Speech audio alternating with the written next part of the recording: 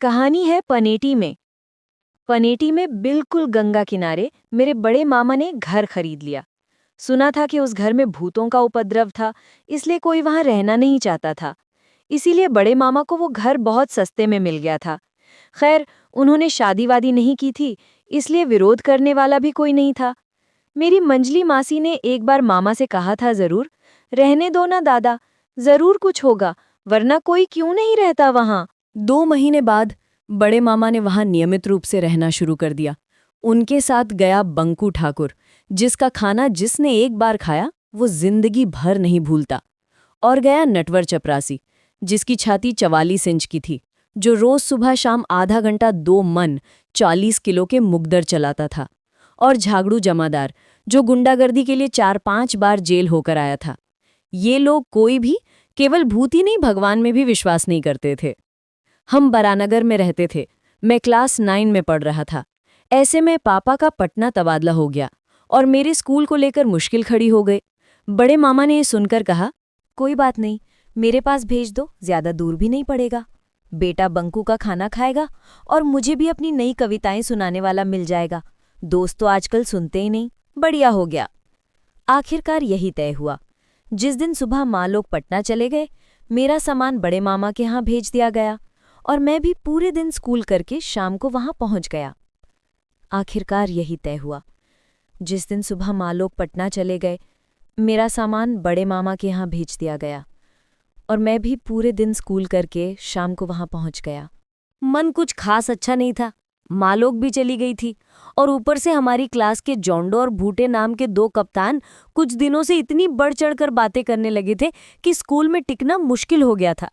पहले वही मेरे सबसे अच्छे दोस्त थे, लेकिन पूजा की छुट्टियों के दौरान एक मामूली सी बात पर उन्होंने ऐसा नीचता भरा व्यवहार शुरू किया कि मुझे उनसे संबंध तोड़ने पर मजबूर होना पड़ा। अब वे ही फुटबॉल के कप्तान और क्लब के सेक्रेटरी थे। उस दिन भी उनके साथ मेरी अच्छी खासी कहासुनी हो गई थी, वो भी मैथ्स की क्लास में। गलती सिर्फ मेरी नहीं थी, लेकिन डांट मुझे ही पड़ी। मैंने देखा कि वे कॉपी की आड़ में फैच फैच करके हंस रहे थे। घर आकर भी मन थोड़ा उदासी था। बिल्कुल पानी के बीच से घाट की सीढ़ियां बरांडे तक चली गई थीं। विशाल विशाल कमरे, जिन्हें झागड़ू और नटवर ने साफ सुथरा करके रखा था, लगभग सभी खाली थे। बस नीचे की मंजिल पर बैठने और खाने के कमरे में और ऊपर की मंजिल पर 2 बेडरूम में बड़े मामा ने कुछ जरूरी फर्नीचर लगाकर सजाया था। कोई कहीं नहीं था। बड़े मामा भी कहीं बाहर गए हुए थे।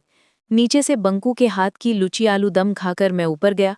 किताबें रखकर अपने कमरे के सामने चौड़े बरांडे से देखता हूं कि बगीचे में झाड़ियां, आम के पेड़, कटहल के पेड़ भी कुछ एक हैं। गंगा के किनारे से जबा यानी गुड़हल के फूलों के पेड़ों से ढकी हुई एक पतली सी सड़क बिल्कुल नदी के किनारे से सटी हुई चली गई है। वहां 3 नाविक जैसे लोग मछली पकड़ने का कांटा ठीक कर रहे थे। एक बूढ़ा और 2 मुझसे थोड़े बड़े होंगे, शायद वहीं के लोग थे। मुझे देखते ही उन्होंने खुद से आवाज लगाई। देखते ही देखते अच्छी दोस्ती हो गई। उन्होंने कहा कि पीछे के तालाब में मुझे मछली पकड़ना सिखाएंगे। शनिवार को नदी में जाल फेंकेंगे, मैं जरूर आऊं। बूढ़े का नाम शिबू, दोनों लड़के उसके भतीजे सिज्जी और गुज्जी। अच्छे लोग थे, घर के अंदर आते जाते नहीं थे, नौकरों से बचकर चलते थे, लेकिन मेरे साथ उनकी अच्छी घनिष्ठता हो गई थी। उन्होंने मुझे सांप काटने की दवा, बिच्छू के डंक की दवा, ये सब सिखा दिया, जो हमारे बगीचे में ही मिल जाता था। मामा कभी कभी बहुत रात को घर लौटते थे और ऊपर की मंजिल पर मैं अकेला था तो डर के मारे लकड़ी का गट्ठा बनकर लेटा रहता था। शिविर लोगों को ये बात बताने पर जिस दिन भी मामा बाहर जाते थे, उसी दिन वे पानी के पाइप पर चढ़कर ऊपर आते थे। बरांडे में बैठकर मेरे साथ कितनी कहानियां करते थे, उसका कोई हिसाब नहीं। सब नाविकों की कहानियां, तूफान की बातें, नाव डूबने की बातें, मगर मचाने की बातें, शार्क मारने की बातें, समुद्र की बात। उधर स्कूल का झगड़ा बढ़ते बढ़ते ऐसा हो गया कि वो जोंडो, भूटे और उनके साथ जो नेलो नाम का चेला जुड़ गया था, इन तीनों को कम से कम अच्छी तरह से सबक न सिखाया जाए तो चलता नहीं। शिबू बोला, बाबू, इन्हें यहीं बुलाकर सब मिलकर खूब पिटाई लगाते हैं। मैंने कहा, नहीं रे, आखिर में स्कूल से नाम कटवा देंगे, उससे अच्छा यहाँ लाकर इन्हें ऐसा भूतों का डर दिखाते हैं कि इन बाछड़ों के तो बाल दाढ़ी सब खड़े हो जाएंगे। ये सुनकर वे तीनों हंसते हंसते लोटपोट हो गए। मैंने कहा, देखो, तुम तीनों को मगर भूत बनना पड़ेगा, और मैं उन्हें फुसलाकर बहलाकर लाऊंगा। मैं तुम सबको सजाकर दे दूंगा। अरे सजाकर क्यों देंगे बाबू? रंग वंग लगाने की जरूरत नहीं होगी। 3 चादरें दे देना। हम सफेद चादर ओढ़कर गंगा के किनारे झाड़ी के बीच में ऐसे ऐसे हाथ हिलाते रहेंगे और ऊं शब्द करेंगे। देखिएगा उनकी पित्ती उछल जाएगी। फटी हुई 3 चादरें मैंने दे दी। सच कहूं तो मैं उनकी बुद्धिमत्ता की तारीफ किए बिना नहीं रह सका। अच्छा ही होगा, तब मुझ पर कोई शक भी नहीं करेगा और घर पर एक बदनामी तो है। शुक्रवार को स्कूल जाकर मैंने जोंडो और भुट्टे से बात करना बंद कर दिया। बाप रे, उनका गुस्सा तो देखो। क्या रे हतोभागा, बड़ा लाटसाप बन गया है, बात नहीं कर रहा है तू? मैंने कहा, मैं लड़कियों से ज्यादा बात नहीं करता, कुंवारे मामा की शिक्षा। वे तो गुस्से से आग बबूला। लड़कियों से मतलब? लड़कियों को कहाँ देखा फिर? मैंने कहा, जो लोग भूतों के डर से हमारे घर नहीं जाते, उनमें और लड़कियों में क्या फर्क?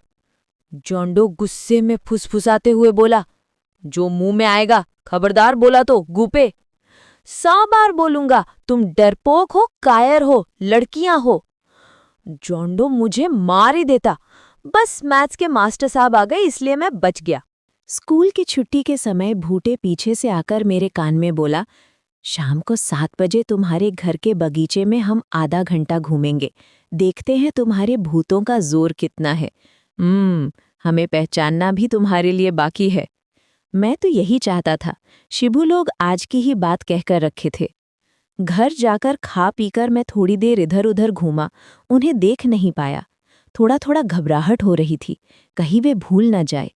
नदी किनारे एक झाड़ी के पीछे से गुजी ने आवाज लगाई, पाबू सब ठीक है हमारा?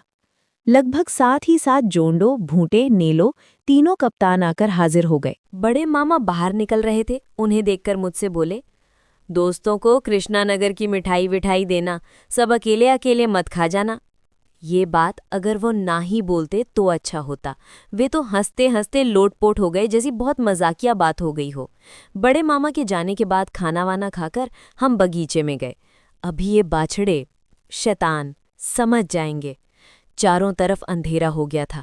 हल्की हल्की चांदनी में सब कुछ अजीब सा छाया छाया दिख रहा था। मेरे भी रोंगटे खड़े हो रहे थे। बात करते करते उन्हें गंगा किनारे की उस पतली सड़क पर ले आया। घर से ये जगह ढकी हुई थी। बड़े मामा ने महिंदर के साथ मेरे कुछ खींचे हुए तस्वीर भी देखी थी। मेरे बाल भी वैसे ही थे। मेरी माँ ने कहा था कि ये उन देवदासों की तरह दिख रहा है। मैंने भी माँ को याद दिलाया। रास्ते के मोड़ पर घूमते ही मेरे भी रोंगटे खड़े हो गए। झाड़ी के बगल में 3 सफेद मूर्तियां, सिर मुंह हाथ सब ढके हुए थे और वे हाथ उठाकर जैसे बुला रहे थे और अजीब सी ऊ की आवाज। मुझे थोड़ी थोड़ी हंसी भी आ रही थी। झोंडो लोग 1 मिनट के लिए डर के मारे सफेद हो गए थे। उसके बाद मेरी तरफ देखकर, बस कर रे हतोभागा, चालाकी करने की जगह नहीं मिली तुझे, कहकर दौड़कर चादर समेत मूर्तियों को पकड़ लिया। उसके बाद की बात मैं अपनी आंखों से देखकर भी जब विश्वास नहीं कर पा रहा हूं, तो आप लोग कैसे करेंगे? छूते ही मूर्तियां जैसे झुर झुर करके हवा में गायब हो गईं। सिर्फ चादरें तीनों जमीन पर पड़ी रह गईं। जोंडो, भूटे और नेलो तुरंत मूर्छित हो गए। मैं पागल की तरह ओ शिबू, ओ सिज्जी, ओ गुर्जी चिल्लाता हुआ दौड़ने लगा। पेड़ों के पत्तों में से ठंडी हवा बहने लगी और शोर सुनकर बंकू, नटवर और झागड़ू हल्ला करते हुए आ पहुंचे। उन्होंने जोंडो लोगों को उठाकर कमरे में ले जाकर आंखों और मुंह पर पानी डाला। मेरे शरीर और सिर पर भी बेवजह 1 बाल्टी पानी डाल दिया। मामा को भी ठिकाने से बुलाकर लाया गया। आते ही मुझे कितना डांटा। बोला, लक्ष्मण चादरें क्यों ले गया? जितना कहता हूँ शिबू, सिजी, गुजी की बात कोई विश्वास नहीं करता। वे फिर कौन है? इतने दिन से मैं यहाँ हूँ, किसी ने उन्हें कभी नहीं देखा, नहीं सुना। ये क्या बात है? लाओ तो उन्हें ढूंढ कर। लेकिन उन्हें क्या अब कभी ढूंढा जा सकता है? वे तो मेरी आंखों के सामने झुरझुर करके कपूर की तरह उड़ गए। प्रिय दोस्तों, अंत तक साथ रहने के लिए धन्यवाद। कृपया हमें प्रोत्साहित करने के लिए इस वीडियो को लाइक, शेयर और सब्सक्राइब करें। आपका सहयोग ही हमारी सबसे बड़ी प्रेरणा है। धन्यवाद।